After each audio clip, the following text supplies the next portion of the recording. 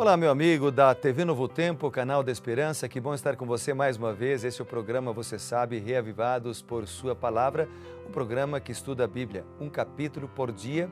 Também aqui nós oramos juntos, cada dia, um pelo outro e pela nossa família. É bom estar com você mais uma vez. Um grande abraço a você que nos acompanha também pela internet.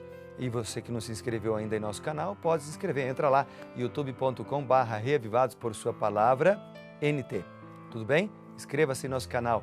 Também quero convidar você para que venha nos acompanhar através das redes sociais, no Instagram, no Twitter, no Facebook, no endereço PR Evandro Fávero. Será uma grande alegria recebê-lo lá como nosso amigo, seguidor de nossas mídias sociais. Tudo bem?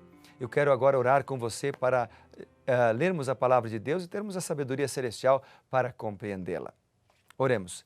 Senhor Deus, pedimos a Tua sabedoria agora para que nós possamos compreender a Bíblia Sagrada. Em nome de Jesus, amém. Vamos então ao capítulo de hoje do livro de Isaías, que é o capítulo 27.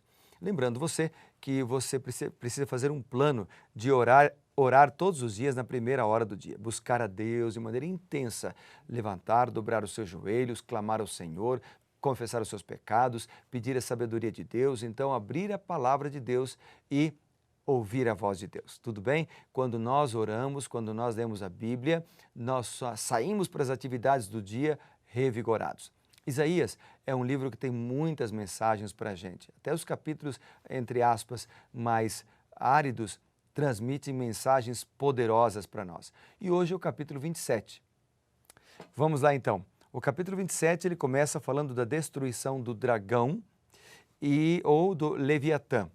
Então, o dragão, o Leviatã, provavelmente dentro desse contexto, é um símbolo do Egito. Mas também esse mesmo símbolo do dragão, por exemplo, é utilizado lá no livro do Apocalipse para representar o inimigo de Deus e do povo de Deus, que é Satanás.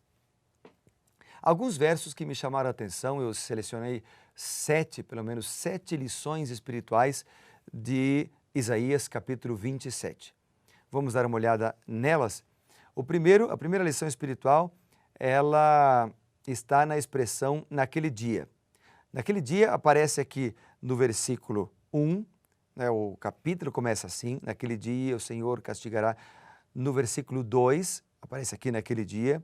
Depois nós temos aqui no versículo 12, naquele dia, e também no versículo 13, naquele dia. Essa expressão naquele dia, repetida tantas vezes aqui em Isaías capítulo 27, ela representa a ação de Deus para libertar o seu povo.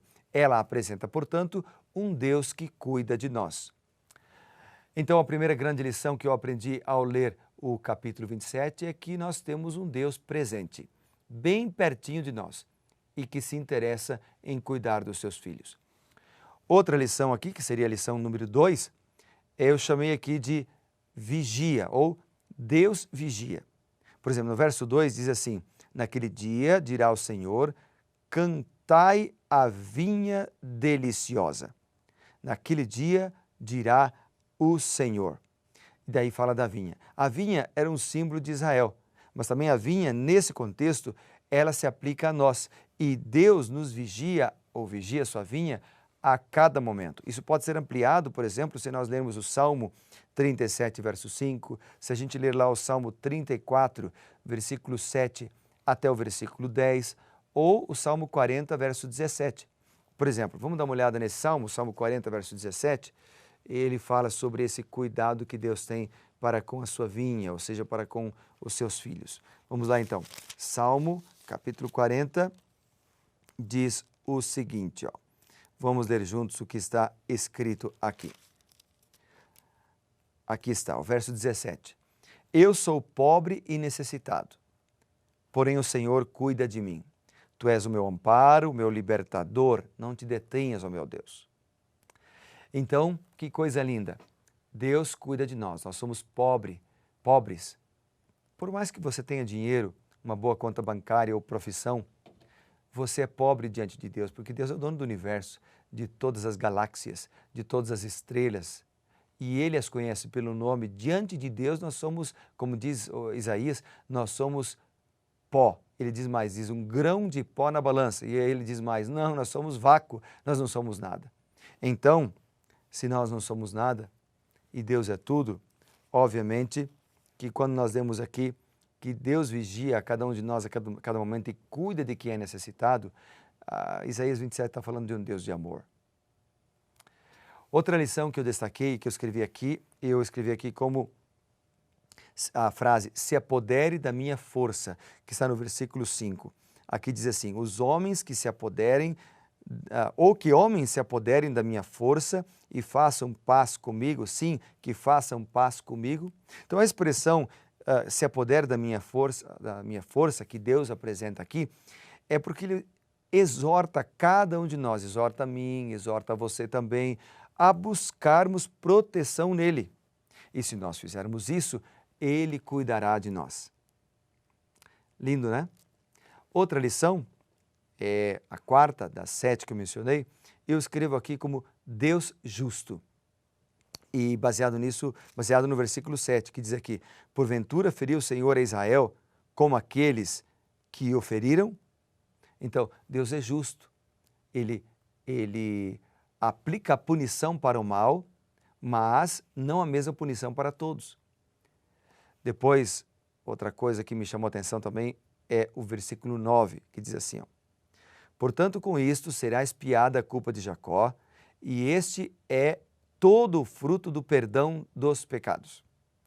O que eu li então no versículo 9 é que Deus tem prazer em perdoar os pecados, né? O propósito de Deus é perdoar, não é destruir. Mas cabe a nós, é claro, escolhermos ser perdoados por Deus. Nós é quem escolhemos quando nós confessamos nossos pecados, quando nós nos prostramos de joelhos diante do Senhor. Muito bem, eu destaquei aqui também o seguinte, no versículo 12, diz assim, Deus destrói o mal. Essa frase eu coloquei em evidência. O verso 12 diz assim, naquele dia em que o Senhor debulhará o seu cereal desde o Eufrates até o ribeiro do Egito, e vós, ó filhos de Israel, sereis colhidos um a um. Então, o que Deus está apresentando aqui, a expressão Deus debulhará o mal, tem a ver com a destruição da maldade.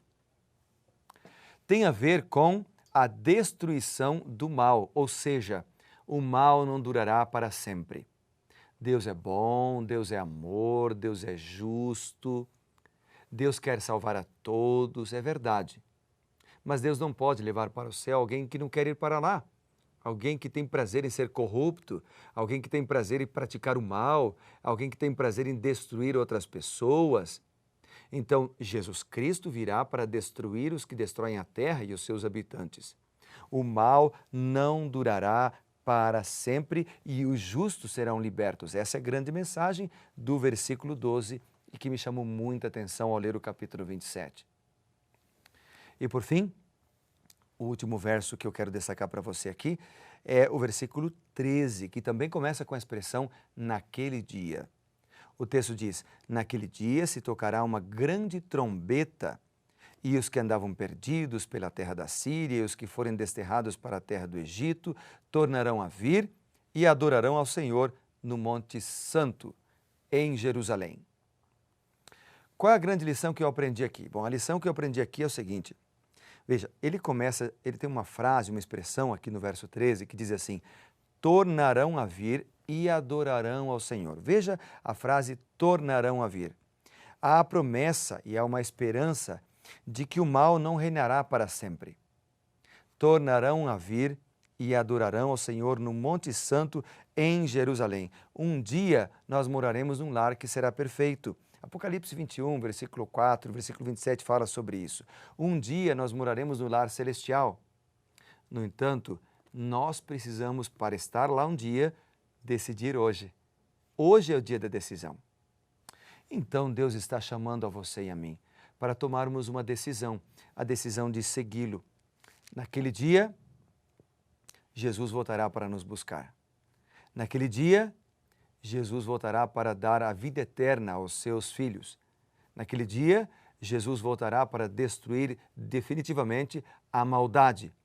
Naquele dia, haverá só 2 grupos, dos salvos e dos perdidos. Naquele dia haverá alegria e regozijo na vida daqueles que aceitaram a Cristo e viveram ao lado de Cristo.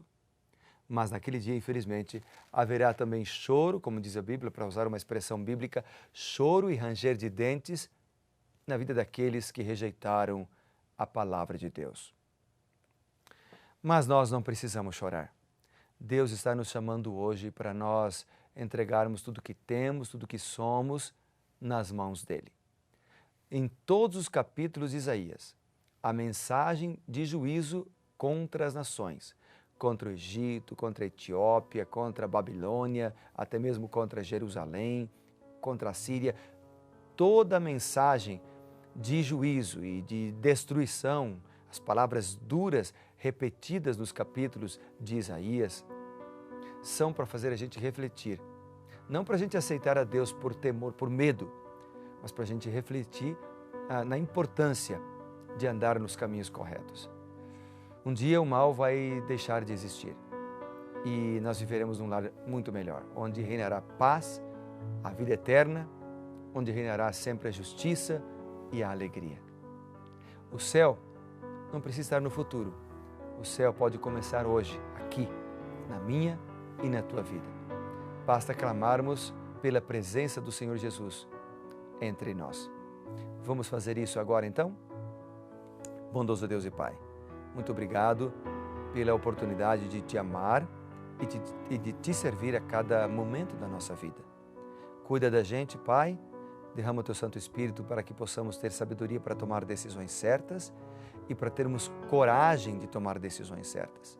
Nós te agradecemos porque o Senhor já ouviu a nossa prece e vai cuidar de nós. Te agradecemos em nome de Jesus. Amém. Foi muito bom falar com você. Que Deus te abençoe sempre, todos os dias da sua vida, tudo bem? E lembre-se, se você ler a palavra de Deus todos os dias, se você ler a Bíblia todos os dias, você será reavivado por sua palavra. Grande abraço, que Deus te abençoe. Até mais.